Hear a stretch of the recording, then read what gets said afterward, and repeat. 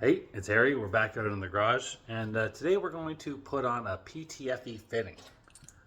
Here's your fitting, your olive, right? That'll slide on there, and then your cap holds it all together. So fittings are from Vibrant, hoses are from Vibrant, everything's from Vibrant. Just quality product. Besides the point, all you need, obviously, is the correct hose for your fitting. PTFE has to go with PTFE, there's no other way. 2 of these, and your hose cutters. So I got 1 shot at this on my last, and so you'll get your length of pipe where you want it. Mark it, and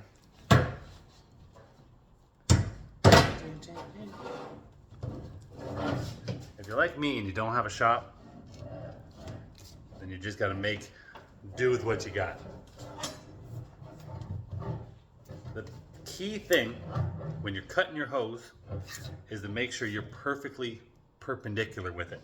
You want a nice, clean, straight cut. Because this stuff's expensive. And you don't want to go messing it up. Fun tip. A -12 is about 7/8 of an inch. And the old, like, not the PTFE hose, a -12, is an inch. And this is almost the same size as a non-PTFE -10. And a -16 is just over an inch, which is pretty darn close to the equivalent of a -12 non-PTFE. So if you're swapping systems and you're upgrading, your new hoses most likely are going to go where your old hoses went without a problem. So now, pull this out of here, you're going to notice that is not round anymore. So what I do,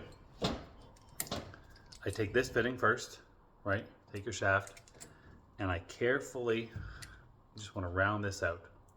Take your time, work it around, and then you're going to find a nice sweet spot where you got that in there. Now, pop it out, and it's almost round. It's almost perfect. You can massage it a little bit, get it back to where you want. Nice, clean. Camera doesn't do justice. It's actually pretty straight. I better be straight by now. I've done a lot of these. So then you're going to want to put on, I call it a collar. It holds the fitting to the hose, clamps it all together. And make sure you're going to blow all your hoses prior to you hooking everything up. So slide this over first. Yes, I have forgotten to put this on. We all do it. It is a pain in the butt. It is going to chafe your hose a little bit, and you're going to get these little burrs. I don't care. Mine's not a show car. Yours might be. You might want to put something or just like take your time rubbing it on. Now you're going to take your olive and make sure it just goes between the braid and the plastic. Now remember, I only got 1 shot at this. This is my last fitting. So you'll get to see just how long fittings take.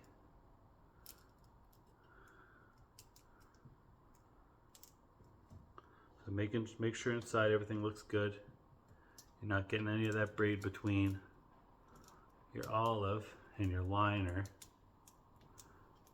It's a little hard. Some definitely go easier than others. So you gotta kind of start it, looks like that. And you're gonna work it all the way to that last little lip, right there. So just shove it on with your hand, or if you're at a table, you can use a table. That works out well. And you're gonna get stabbed.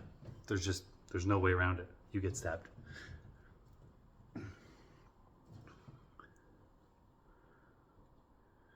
So you can see that? It's right up, come on, to that lip there. So make sure it's all right around. You can feel it a little bit. Make sure it's good. If you do go too far, I usually take this, or if you have like channel locks, and you kind of like weasel the olive back out of it a little bit. That's the only thing I kind of find that works. Make sure everywhere's good. And now you're going to take your -12 to go with your -12, and you're just going to, I like work it in there a little bit. Always investigate, make sure there's nothing getting bunched up, because once it goes together, how do you know if you did right? So I like just, there's one sweet spot where it'll go in once,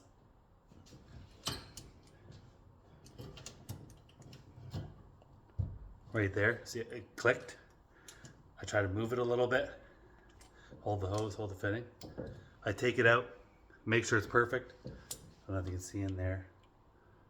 Everything is nice, smooth, right to the edge, all the way around. Now I'm gonna push that back in.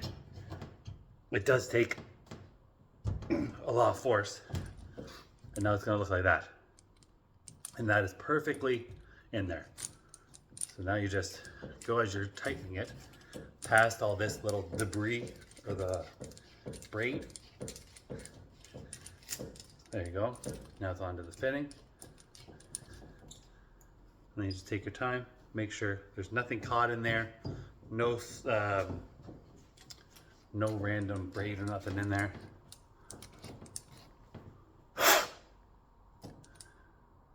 Looks good.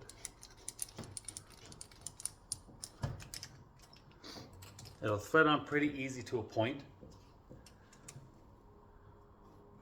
As long as you don't get nothing in there.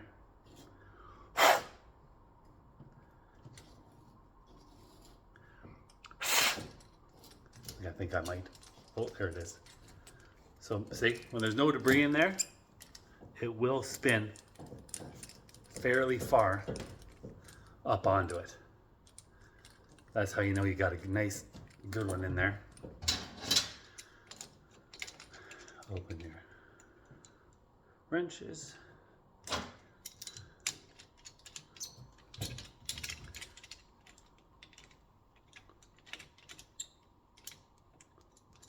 Lock them on. And now for me, I just spin the top one. Just keep going around and around. Now I've done a few now, like a lot. The more I say a lot, the more I think about how much money I've spent. It's not cheap. Having nice stuff is not cheap. But with Vibrant, you really get what you pay for. It's not the most expensive by any means. But the quality is just, I've never had a problem. This is my second fuel system. Second, yeah. Plus all the modifications. And I like lining it up after too. So right when, I'll show you what I'm talking about. Yeah, that's good.